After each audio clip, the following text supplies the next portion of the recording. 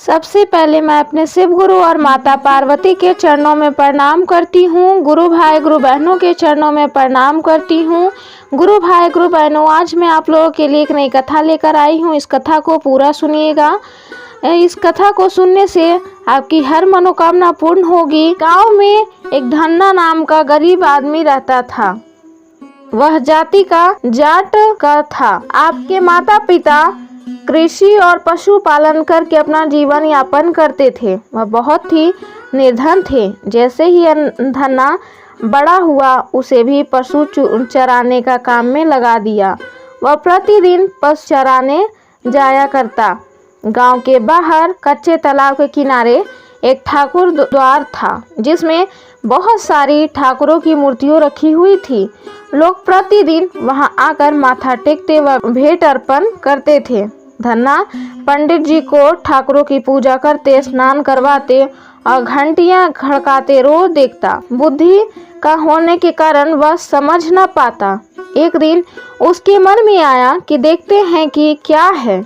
उसने एक दिन पंडित से पूछ ही लिया कि आप मूर्तियों के आगे बैठकर आप क्या करते हो। पंडित ने कहा, ठाकुर की सेवा करते हैं, जिनसे कि मनोकामनाएं पूर्ण होती है।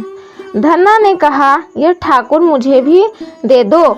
उससे छुटकारा पाने के लिए पंडित जी ने कपड़े में पत्थर लपेट कर दे दिया। घर जाकर धन्ना ने पत्थर को ठाकुर समझकर स्नान कराया और भोग लगाने के लिए कहने लगा।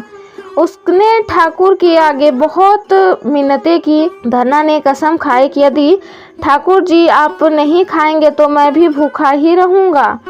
उसका यह प्रण देखकर प्रभु प्रकट हुए तथा रोटी खाई व लस्सी पी। इस प्रकार धन्य ने अपने भोलेपन में पूजा करने के साफ मन से पत्थर में भी भगवान को पा लिया। जब धन्य को लगन से पूजा करते देख उसके माता पिता बूढ़े हो चुके थे। जब धन्ना की लगन लगी, उस समय उसके माता पिता बूढ़े हो चुके थे और अकेला नवयुवक था। उसे ख्याल आया कि ठाकुर को पूजा से खुश करके यदि सब कुछ हासिल किया जा सकता है तो उसे अवश्य ही यह करना होगा, जिससे घर की गरीबी चली जाए तथा सुख आए। ऐसा सोचकर ही वह पंडित के पास गया। पंडित ने पहले ठाकुर देने से मना कर दिया कि वह ठाकुर की पूजा अकेले नहीं कर पाएगा। दूसरा, तुम अनपढ़ हो। तीसरा, ठाकुर जी मंदिर के बिना कहीं नहीं रहते और ना ही प्रसन्न होते हैं, इसलिए तुम जिद मत करो, खेतों को ही संभालो। ब्राह्मण का धर्म है पूजा पाठ करना, जाट का कार्य है अनाज पैदा करना। परंतु धन्ना टस से मस ना हुआ। अपनी पिटाई के डर से पंडित ने जो शालिग्राम मंदिर के फालतू पड़ा था उठाकर धन्य को दे दिया और पूजा पाठ की विधि भी बता दी। पूरी रात धन्ना को नींद नहीं आई।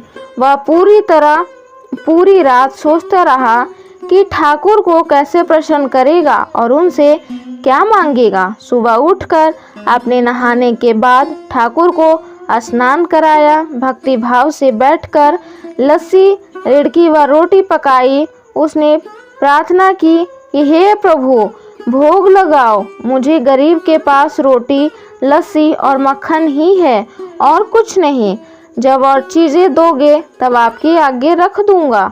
वह बैठा ठाकुर जी को देखता रहा। वह पत्थर भोजन कैसे करे। पंडित तो भोग का बहाना लगाकर सारी सामग्री घर ले जाता था, पर भले बालक को इस बात का कहाँ ज्ञान था। वह व्याकुल होकर कहने लगा कि क्या आप जाट का प्रसाद नहीं खाते? दादा तो इतनी देर नहीं लगाते थे। यदि आज आपने प्रसाद ना खाया तो मैं मर जाऊंगा, लेकिन आपके बगैर नहीं खाऊंगा। प्रभु जानते थे कि यह मेरा निर्मल भक्त है, छल कपट नहीं जानता है। अब तो प्रकट होना ही पड़ेगा। 1 घंटा और बीतने के बाद धन्ना क्या देखता है कि वहां पर महादेव प्रकट होते हैं और फिर मक्खन रोटी भोजन खाकर प्रभु बोले, धन्ना जो इच्छा है मांग लो, मैं तुमसे प्रसन्न हूँ। धन्ना ने हाथ जोड़कर विनती की, भाव से जो तुम्हारी भक्ति करते हैं, आप उनके कार्य सवार देते हो।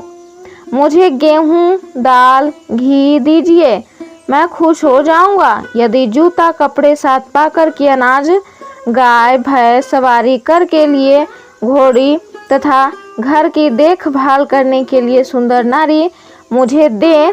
धन्य के अब वचन सुनकर प्रभु हंस पड़े और बोले, यह सब वस्तुएं तुम्हें मिल जाएगी। और प्रभु बोले, अन्य कुछ और अगर मांगना चाहो तो तुम मांग सकते हो। तभी धन्ना कहने लगा, प्रभु मैं जब भी आपको याद करूं, आप दर्शन दीजिए।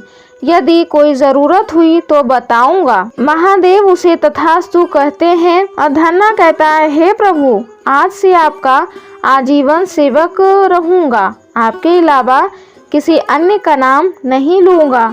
धन्ना खुशी से दीवाना हो गया था। वह महादेव के दर्शन पाकर वह बहुत ही खुश था। उसकी आंखें बंद हो गई। जब आंखें खोली तो प्रभु वहां नहीं थे। वह पत्थर का शालग्राम वहां पड़ा था। उसने बर्तन में बचा हुआ प्रसाद खाया, जिससे उसे तीनों लोक का ज्ञान हो गया। प्रभु के दर्शन के कुछ दिन पश्चात धन्ना के घर सारी खुशियां आ गई। एक अच्छे अमीर घर में उसका विवाह हो गया। उसकी बिना बोई भूमि पर भी फसल लहलहा गई। उसने जो भी प्रभु से मांगा था उसे सब मिल गया। किसी ने धन्ना को कहा, चाहे प्रभु तुम पर प्रसन्न हैं, तुम्हें फिर भी गुरु धारण करना चाहिए। एक स्वामी का नाम बताया कि एक दिन अचानक ही गुरुजी उधर से निकले। भक्त धन्य ने दिल से उनकी खूब सेवा की तथा दीक्षा की मांग की। गुरुजी ने उनकी विनती स्वीकार कर ली और दीक्षा देकर धन्ना को अपना शिष्य बना लिया। धन्ना भगवान के नाम का सुमिरन करने लगा। इसीलिए कहते हैं गुरु भाई गुरु बहनों, कभी भी हम अपने महादेव पर शक नहीं करना चाहिए। वह उन्हें आप जिस तरीके से पुकारेंगे वो ज़रूर हमारी मदद करेंगे, हमारे कष्ट को समझेंगे। इसीलिए तो उन्हें भोला भंडारी कहा गया है, दयालु कहा गया है। वो बहुत ही दयालु हैं। उन्हें कोई भी दिल से पुकारे तो वो ज़रूर आते हैं। हर हर महादेव, घर घर महादेव। गुरु भाई गुरु बहनों, मैं आपको दूसरी कथा सुना रही हूँ, जो इस कथा को भी पूरा सुनिएगा। पूरा सुनने से आपके मन को शांति मिलेगा।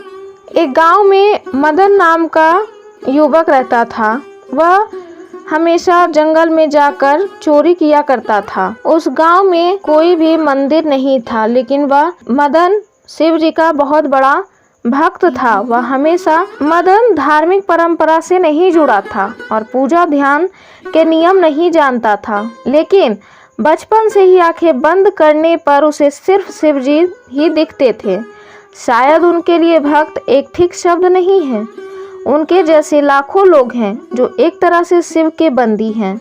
उनके पास कोई और चारा ही नहीं है। मदन भी ऐसा ही था। मदन को शिव के सिवा और कुछ भी नहीं दिख पाता था और वे जंगल में बड़े हुए और उन्होंने कोई खास कारोबार या किसी को कला को नहीं सीखा था।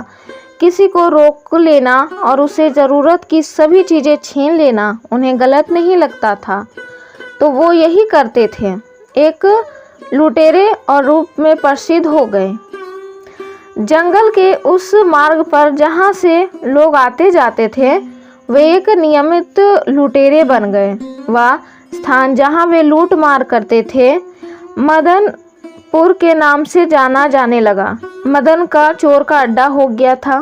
पहले तो लोग ने उन्हें बुरा भला कहा, लेकिन जब साल का अंत आया तो लूटा हुआ सारा धन उसने महाशिवरात्रि का उत्सव मनाने में खर्च कर दिया। उसने लोगों के लिए एक बहुत बड़ा भोजन समारोह भी रखा। तो कुछ सालों बाद लोगों ने उन्हें एक महान भक्त मान लिया और अपने आप में उन्होंने दान देने लगे। हाँ, जो लोग कुछ ना देते उनसे लूट मार करने में उन्हें कुछ गलत नहीं लगता था।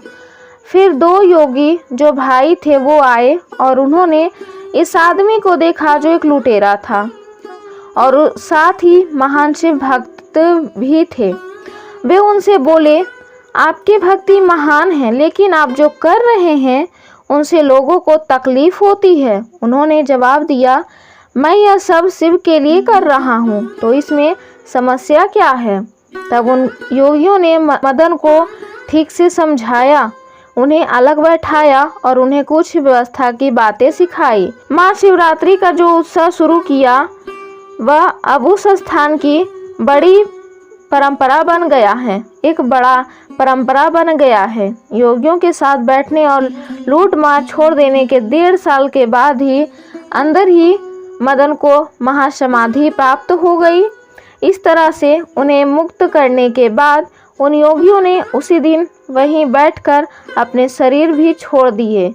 अब उन लोगों के लिए एक सुंदर धार्मिक स्थान बन गया था। गुरु भाई गुरु बहनों, अगर मेरी वीडियो अच्छी लगी हो तो मेरी वीडियो को लाइक करें, शेयर करें और अगर मेरे चैनल पर नए हैं तो मेरे चैनल को जल्दी से सब्सक्राइब कर लें ताकि हर एक मेरा वीडियो आप तक पहुंच जाए। सभी गुरु भाई गुरु बहनों के तरफ से मैं शिव जी और माता पार्वती के चरणों में प्रणाम करती हूँ। गुरु भाई गुरु बहनों की तरफ से प्रार्थना करूँगी कि आपके माता पिता की लंबी आयु हो, आपकी हर मनोकामना